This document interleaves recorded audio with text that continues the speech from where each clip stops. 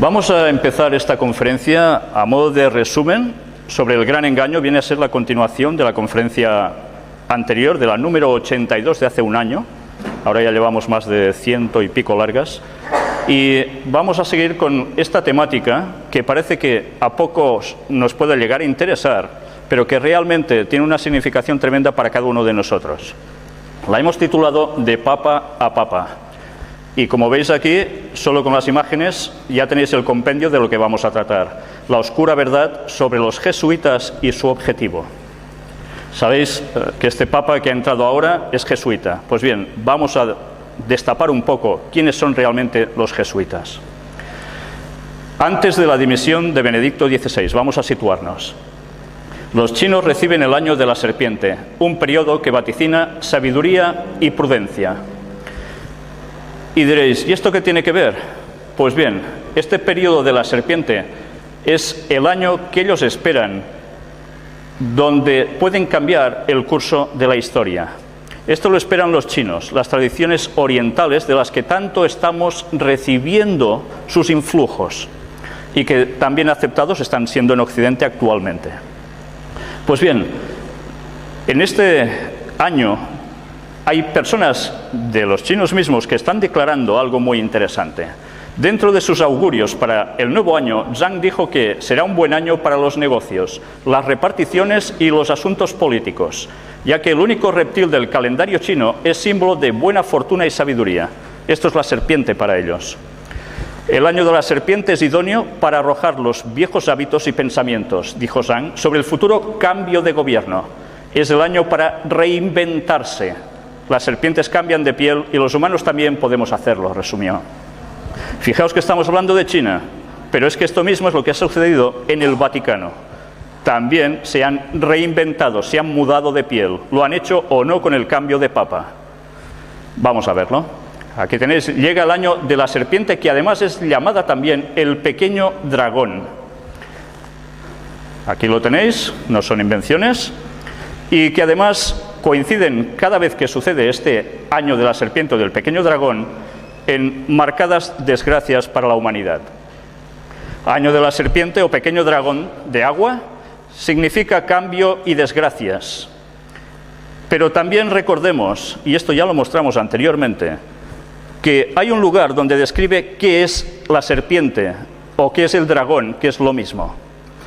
Y para eso deberíamos recurrir a textos muy antiguos, bíblicos, que son desechados por mucha gente, donde nos dice que es Satanás. A eso es lo que la cultura oriental le rinde tributo. Y que va asociado, cómo no, con el número 13, tal como demostramos en la conferencia anterior. Mirad qué texto tan curioso en Apocalipsis 12:9, donde dice: y fue lanzado fuera el gran dragón, la serpiente antigua, que se llama Diablo y Satanás, el cual engaña al mundo entero. Fue arrojado a la tierra y sus ángeles fueron arrojados con él. Y diréis, ¿y esto qué tiene que ver? Pues sencillamente, cuando sabemos descifrar lo que ponen estos enigmáticos textos, podemos entender el gran engaño que está montado para hacernos creer las cosas que realmente no son buenas como buenas. Aquí tenéis, el Papa saluda a China, precisamente, y Extremo Oriente por Año Nuevo Lunar. Y aquí él da ese reconocimiento hacia China, hacia los países del lejano Oriente, precisamente en este nuevo año lunar que comenzó el día 10 de febrero. La renuncia de Benedicto XVI viene prácticamente después de todo esto, y es el momento del cambio, de esa transmutación. Dice que renunció por falta de fuerzas. Nosotros en las conferencias demostramos que no es por eso. Hay muchos más factores detrás. El anuncio de la renuncia del Papa llegó completamente de sorpresa, pero para entender su lógica hay que considerar también la fecha del calendario. Atención a esto, no son casualidades el momento de su fecha. Hoy, efectivamente, para la Iglesia la fiesta litúrgica es el de la Virgen de Lourdes, en el aniversario de las apariciones marianas más célebres. ¿Y cuándo sucedió eso? Días 11 de febrero.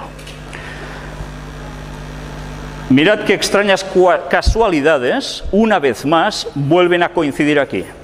El Papa renuncia a los 85 años, 8 más 5, 13. Estamos haciendo numerología, lo que ellos trabajan habitualmente, que es cábala. en verdad, espiritismo. Día del anuncio, día 11, que significa aprobado por ley divina. Por eso eligió ese día. Hora anuncio, renuncia del Papa por los medios de comunicación a las 11:47, sumado da 13. Día y mes del anuncio, 11 del 2, sumado 13.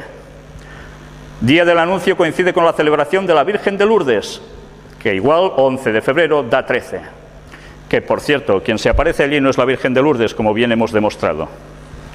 O se presentaba sus manifestaciones. Día, mes y año del anuncio, 11 del 2 del 2013. Sumado todo da 10. El 10 significa plenitud. 1 más el 0, que es igual a Dios. Fecha de emisión, 28 del 2 del 2013. Sumamos todo, nos da 18, que es 3 veces 6, el número de la bestia.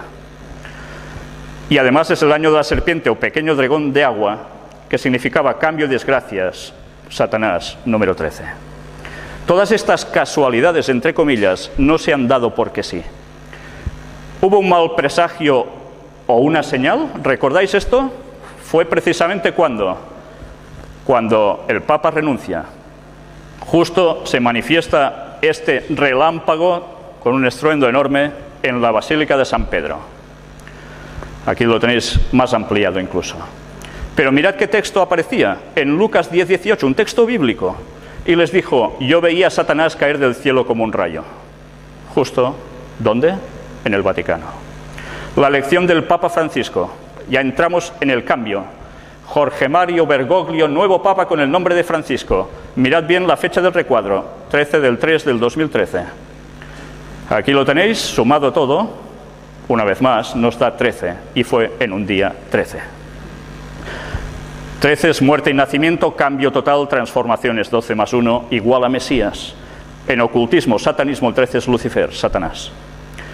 ¿Estos números han sido casualidades?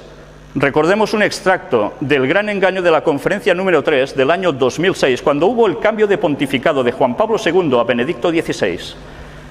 Esto fue en directo, lo grabamos en estos momentos, con este resumen de coincidencias que también todo daba 13. Aquí lo tenéis mejor ilustrado. Serán siempre casualidades, ¿verdad?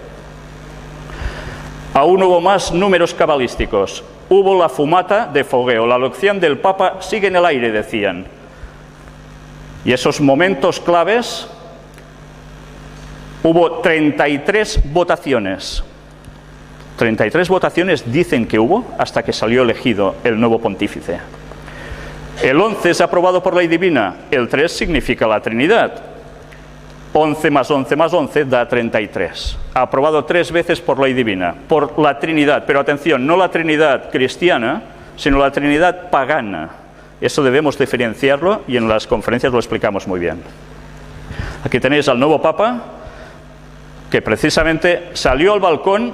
¿Recordáis la escena? ¿La estuvisteis siguiendo en directo? Fue muy interesante, porque se ven como las luces se encienden de la logia de San Pedro en ese balcón, pero van tardando a salir y no sabíamos por qué. Pero los que estábamos pendientes, los que sabíamos de qué iba el asunto, estábamos pendientes del reloj. Y justo cuando se cumplían las 8 con 13 minutos, fue cuando apareció en el balcón. Ni minuto más, ni minuto menos. Además, las 8:23, en horario de tarde, si hacéis la transformación de los números, nos sale también 13. Aquí tenéis algo muy significativo. El jesuita argentino José Mario Bergoglio es el nuevo Papa con el nombre de Francisco. Es el primer latinoamericano y además el primer jesuita en la historia del Vaticano en ostentar el pontificado. Papa Benedicto XVI renuncia a los 85 años, da 13. Elegido Papa Francisco a los 76 años, que también da 13. La elección del Papa Francisco ha sido en la semana número 11 del año. La sede papal ha estado vacante 13 días. Fue ordenado sacerdote de la Compañía de Jesús por Monseñor Ramón José Castellano, arzobispo emérito de Córdoba, en Argentina, un día 13. ¿Y qué más sucedió? ¿Cuándo fue la hora de la fumata blanca? Las 19:06, que son las 7:06 p.m., que una vez más daba 13. Pues bien, además hubo esa intronización el día 19 de marzo, como no, tenía que dar 13, por supuesto. Y ahora vamos a ver precisamente más de esta numerología. Fue, como veis aquí, primer pontífice no europeo de la Iglesia en 13 siglos. Primer papa no europeo en 13 siglos. Papa con papa. Benedicto XVI regresa al Vaticano contento y con intención de dedicarse a la oración. Ya sabéis que se fue y luego regresa. Seguirá viviendo en el Vaticano. Mirad en qué fecha sucedió todo esto. 2 de mayo del 2013. Sumado todo, evidentemente, ¿qué tenía que dar? Pues 13. El antiguo monasterio de clausura donde él iba a vivir fue precisamente instituido un día 13.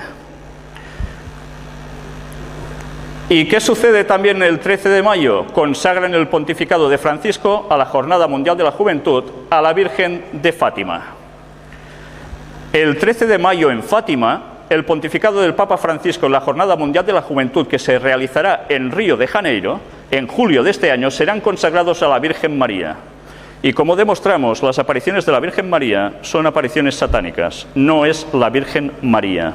¿Esto a más de uno le sorprende? Mirad las conferencias y veréis la demostración. Mirad cómo además, dice, así el cardenal patriarca le propuso a los obispos portugueses que esta consagración se hiciera el día 13 de mayo. Él mismo lo dijo. Seguimos avanzando para ir un poco más deprisa, vamos muy justos de tiempo. Salen 13 por todas partes, luego en vuestras casas, si tenéis las imágenes, podréis verlo perfectamente. Y vamos a ver esos primeros signos visibles de humildad de este nuevo Papa, que realmente están sorprendiendo y embaucando a muchas personas. ¿Qué empieza a hacer esta persona? Pues empieza a tener esos signos de sencillez, de energía, de humildad. Todos los cronistas hablan sobre ello. Incluso hay gente que se dedicó a poner en internet estas 7 diferencias básicas entre un papa y el otro, que rompía moldes de algo que parecía muy solemne y muy rico a algo que parece súper sencillo. El cambio está dando su efecto. Las personas están aceptando realmente que va de humildad. Él y todo el nuevo pontificado. Todo el mundo en pos de la bestia. ¿Qué estoy diciendo yo ahora aquí? Mirad, 132 países participaron en inicio de papado de Francisco. Tenéis a la izquierda a Joe Biden, de Estados Unidos, católico. Tenéis a la derecha a Angela Merkel, luterana, pero totalmente diciendo las mismas cosas que el papado está diciendo. Y en medio tenéis al jesuita Mariano Rajoy y al príncipe Felipe también, que estudió en la escuela de jesuitas. ¿Cómo no? ¿De dónde estaba sacada la expresión bestia? Pues mirad, otra vez recurrimos a Apocalipsis, capítulo 13, versículos 3 y 4. Son profecías. Vi una de sus cabezas como herida de muerte, pero su herida mortal fue sanada, y se maravilló toda la tierra en pos de la bestia. Os haré un poco de resumen. En 1798 la historia dijo que el general Berthier, por orden de Napoleón, cogió al Papa y lo encerró, y parecía que el Vaticano se acabó. Pocos meses después, esa herida mortal es sanada, y su auge vuelve a surgir cada vez con más fuerza. Hasta el punto que la profecía dice que toda la tierra irá en pos de la bestia. Y adoraron al dragón que había dado autoridad a la bestia. ¿El dragón quién es? Hemos visto, Satanás, ¿lo recordáis? Y adoraron a la bestia diciendo, ¿quién como la bestia y quién podrá luchar contra ella? Si tenéis dudas de esto, mirad las conferencias y veréis qué detalles impresionantes narra la historia al respecto. Totalmente no se puede llevar la contraria a lo que es historia y profecía. Mirad esta imagen, Papa Francisco con la cruz quebrada y su escudo papal. Mostramos que esta cruz quebrada es del siglo VI, ahora hablaremos de todo esto, y este es el escudo papal, con una insignia en medio muy interesante. Mirad que surge de este libro, de Piers Compton, un católico declarado, y nos narra de dónde surge la cruz partida. Este crucifijo torcido es un símbolo siniestro usado por los satanistas en el siglo VI, que había sido revivido para la época del Vaticano II. Esta era una cruz torcida o rota, en la cual se mostraba una figura repulsiva y distorsionada de Cristo, que los practicantes de la magia negra y brujos de la Edad Media habían usado para representar el término bíblico marca de la bestia. Así no solo Pablo VI, sino sus sucesores llevaron ese objeto y lo sostuvieron para que fuera reverenciado por las multitudes. Y las personas, cuando él pasa con este crucifijo, ¿qué hacen? Se postran. ¿Culto a quién? ¿A Dios? No, a Satanás. Los jesuitas mirad ahora un poco de historia. Fueron expulsados de muchas naciones. ¿Sabíais esto? Esto no nos lo enseñan en las escuelas normalmente, ni tampoco se nos dicen las razones. ¿Por qué? ¿Es porque eran tan buenos que, al ser tan buenos, sobraban allí? Podéis buscar en cualquier sitio un poco bien documentado sobre la expulsión de los jesuitas. Veréis que están expulsados prácticamente de un montón de países. Incluso desde España también fueron expulsados. Pero todo esto tiene una explicación. Y la iremos viendo ahora en breve. En España la Compañía de Jesús quedó en situación de ilegalidad como consecuencia de la aplicación del artículo 26 de la Constitución de la Segunda República Española de 1931. Atención al año, relativo al cuarto voto de obediencia al Papa. Ahora veremos qué es el cuarto voto de obediencia al Papa. En 1931 son expulsados. ¿Qué sucede pocos años después en España? ¿Lo recordáis? La Guerra Civil Española. ¿Qué ha sucedido después de cada país donde han sido expulsados los jesuitas? Una guerra. Y ellos, al cabo de nada, vuelven otra vez allí. Estad atentos a Corea, porque en Corea sucedió lo mismo. Y aquí tenéis el Papa Negro, que es Adolfo Nicolás, el general superior de los jesuitas. Sabéis que ellos funcionan como una orden militar. Y a la derecha el Papa Blanco. ¿Quién manda en verdad? ¿El Papa Blanco o el Papa Negro? El Papa Negro es el general de la orden, el otro no. Y ahora vamos a ver el juramento de los jesuitas, y que es la verdadera causa de su expulsión. Lo que vais a ver ahora está extraído de las palabras de Alberto Rivera, un ex jesuita que, por decir lo que dijo, le costó el envenenamiento y su muerte. Estad atentos a lo que ahora vais a ver. El lado oculto de los jesuitas, su juramento extremo. ¿Veis su insignia? Luego hablaremos un poco. En este extracto nos dice: el propósito de la orden jesuita, formalmente establecido por el Papa en 1540, es destruir la reforma protestante. Ellos lo llaman la contrarreforma. Nicolini de Roma escribió: los jesuitas, por su mismo llamado, por la misma esencia de su institución, están ligados a buscar por cada medio, recto o malo, la destrucción del protestantismo. Esta es la condición de su existencia, el deber que ellos deben cumplir o cesar de ser jesuitas. Y aquí tenéis de dónde está extraído, 1894. Y ahora mirad el extracto del juramento de los jesuitas. Para este fin el jesuita profeso se tiene obligado a sí mismo con un juramento, parte del cual fue publicado en 1899. Y vamos a ver qué pone allí.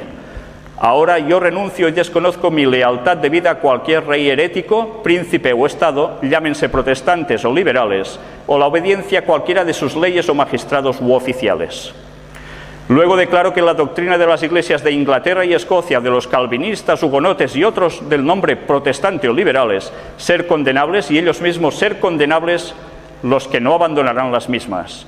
Luego declaro que yo ayudaré, asistiré y aconsejaré a todos o algunos de los agentes de su santidad en el lugar donde yo esté, en Suiza, Alemania, Holanda, Dinamarca, Suecia, Noruega, Inglaterra, Irlanda o América, o en cualquier otro reino o territorio al que yo vaya, y haré mi máximo esfuerzo para extirpar a los herejes protestantes o las doctrinas liberales y destruir todo pretendido poder, que sea legal o no.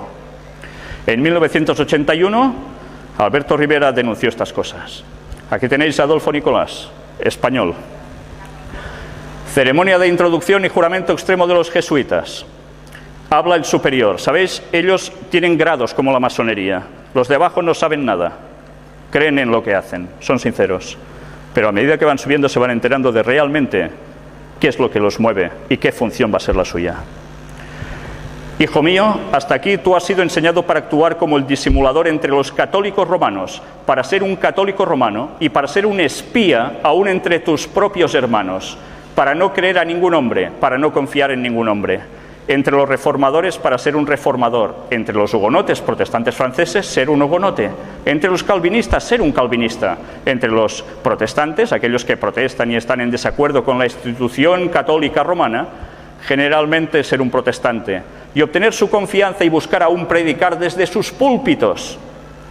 y denunciar con toda la vehemencia, emoción violenta, en tu temperamento a nuestra santa religión y al Papa, y aún descender tan bajo como para llegar a ser un judío entre los judíos, para que tú puedas estar habilitado a reunir toda la información para el beneficio de tu orden, como un fiel soldado del Papa. ¿Sabéis qué es esto? Infiltración. Se harían pasar por protestantes, como grandes predicadores incluso.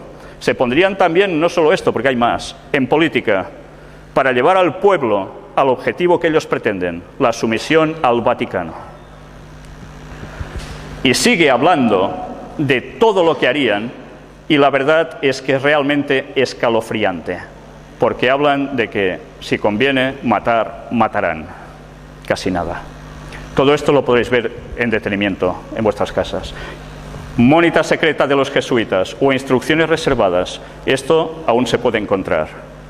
¿Era secreto? Se destapó. Aquí lo tenéis.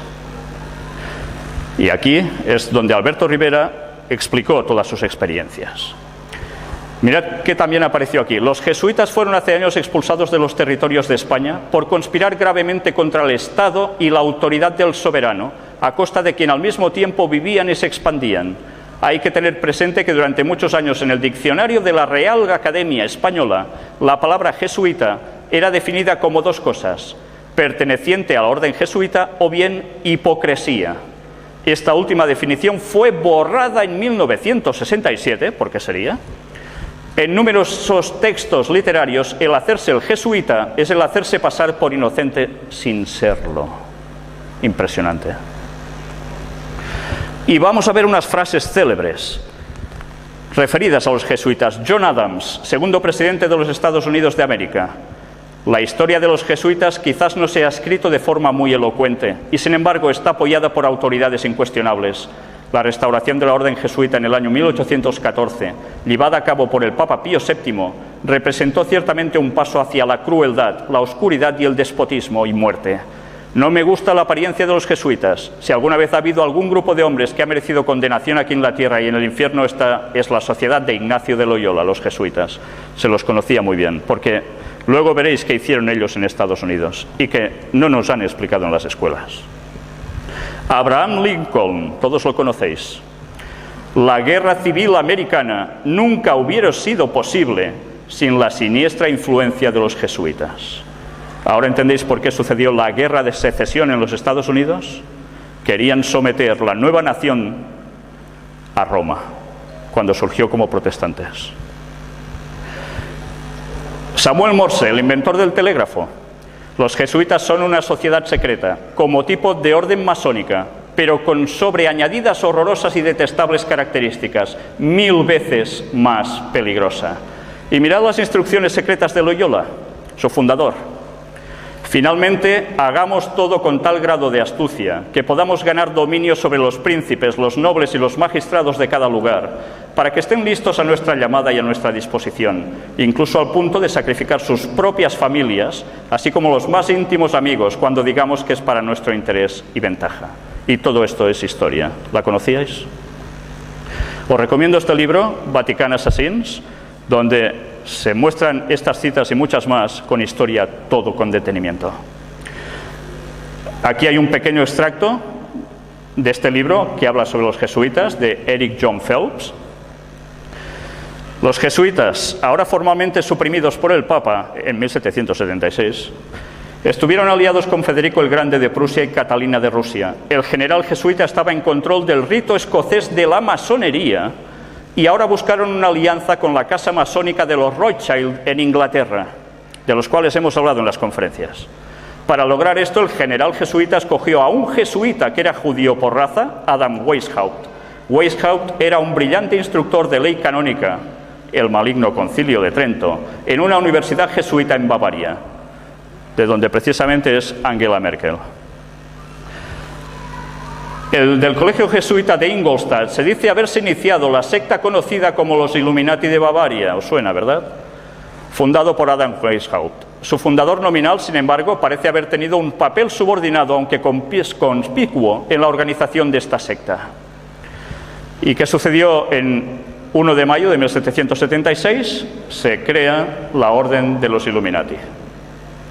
Y así podríamos encontrar aún más cosas. hasta que llegaremos a unas frases de Napoleón, que fue usado por ellos mismos y que después los citó.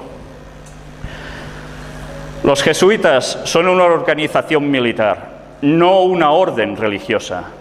Su jefe es un general de un ejército, no el mero padre abad de un monasterio. Y la meta de esta organización es poder. Poder en su más despótico ejercicio. Absoluto poder, universal poder. Poder para controlar el mundo por la voluntad de un solo hombre. Jesuitismo es el más absoluto de los despotismos y a la vez el más grande y más enorme de los abusos. El general de los jesuitas insiste en ser el amo, soberano sobre los soberanos. Donde quiera que los jesuitas son admitidos, ellos serán amos, cueste lo que cueste. Su sociedad es por naturaleza dictatorial y por lo tanto es el enemigo irreconciliable de toda autoridad construida. Cada acto, cada crimen, aunque sea atroz, es una obra meritoria si se comete para el interés de la sociedad de los jesuitas o por la orden del general. Y todo esto es historia. Hay más frases célebres y aún podríamos seguir así muchísimo más.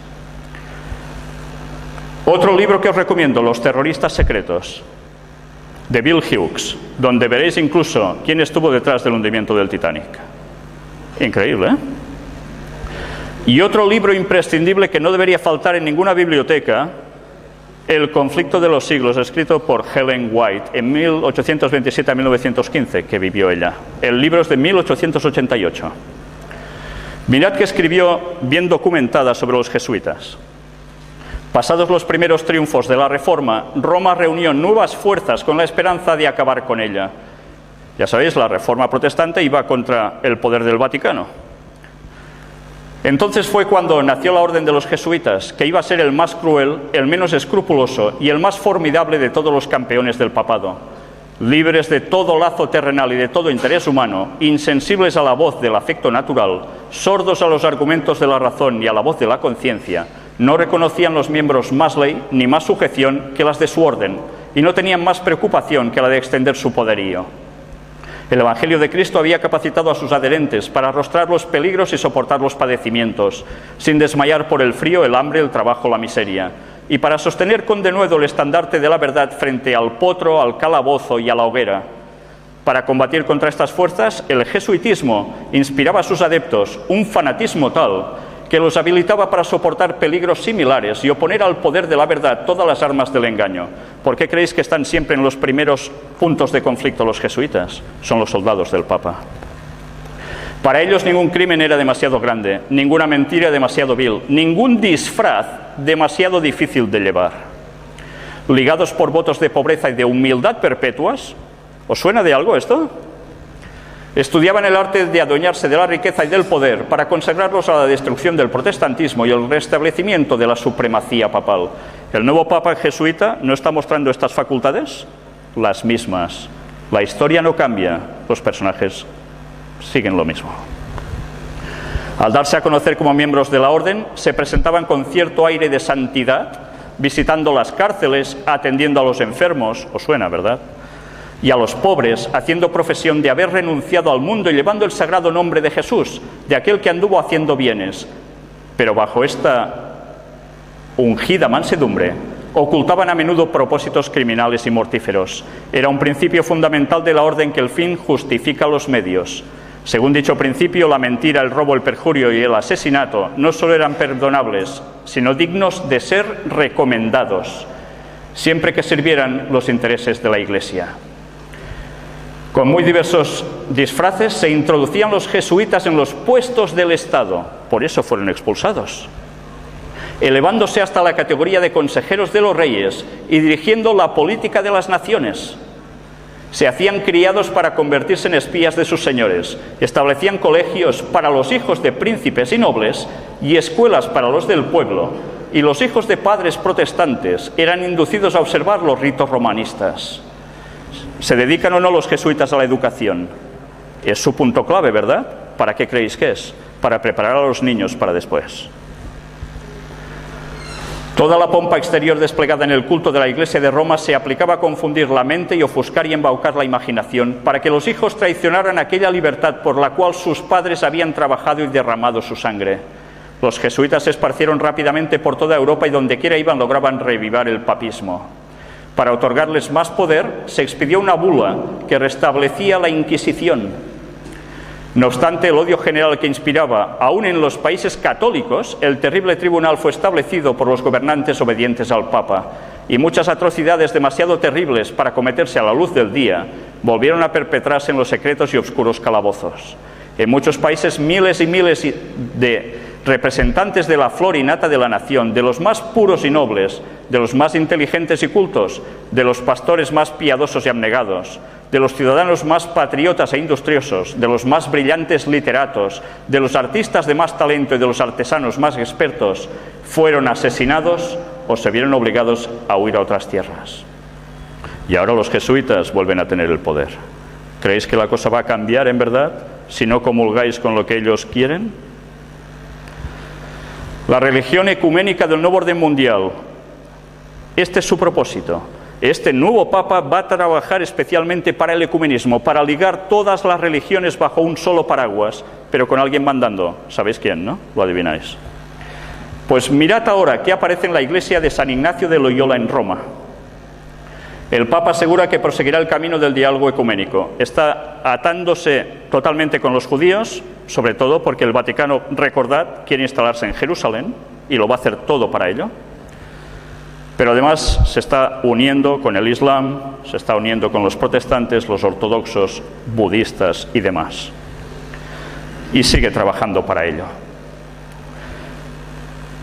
Vais a ver ahora una serie de fotografías de la maqueta de la futura iglesia mayor y principal de los jesuitas en Roma, con partes integradas de templos de todas las otras religiones, para conseguir una sola religión mundial. Esto no es ciencia ficción, esto ya existe. Aquí la tenéis. Vamos a ver algún pequeño detalle. ¿No veis construcciones típicas de Rusia, de iglesias rusas, ortodoxas?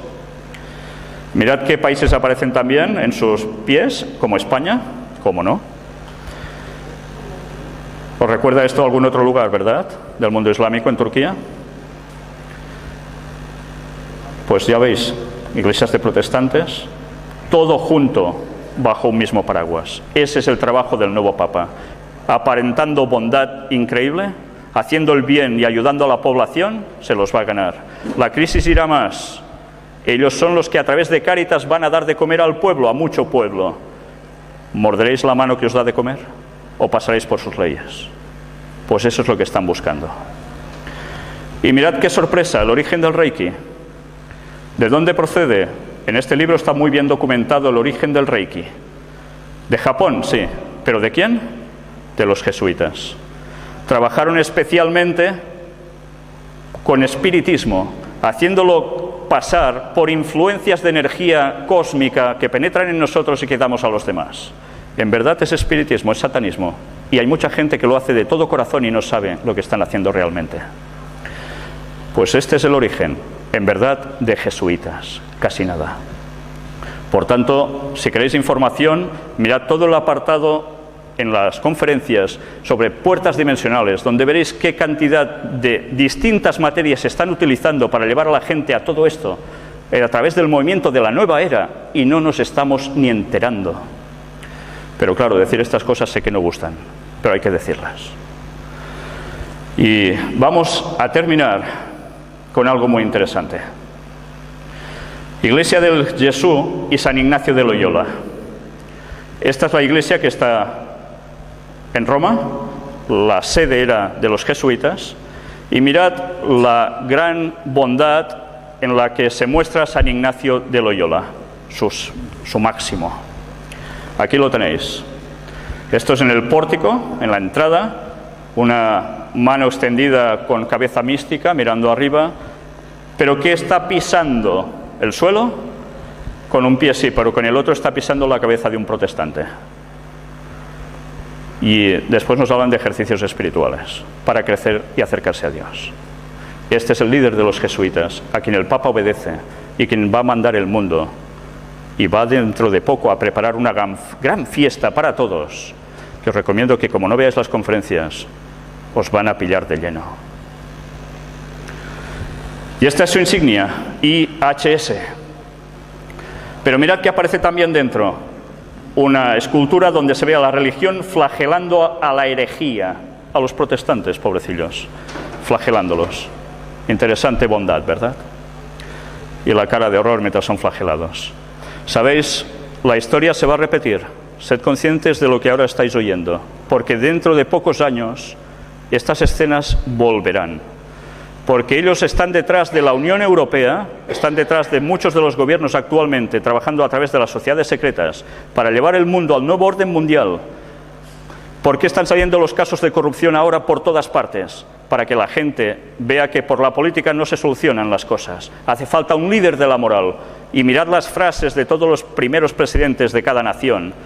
¿Quién están haciendo referencia que es el líder de la moral? El Papa. Trabajan para él. Ahora entenderéis por qué las cosas van por el camino que van y por qué todos estos casos se están saliendo precisamente ahora, cuando toda la vida ha sucedido lo mismo. Y mirad el emblema de los jesuitas, fijaos bien en los detalles. ¿Veis un sol, como la bandera argentina, que fue hecho por los masones precisamente? ¿Por qué será ese paralelismo? ¿Veis algo debajo de las tres letras? ¿Veis tres clavos?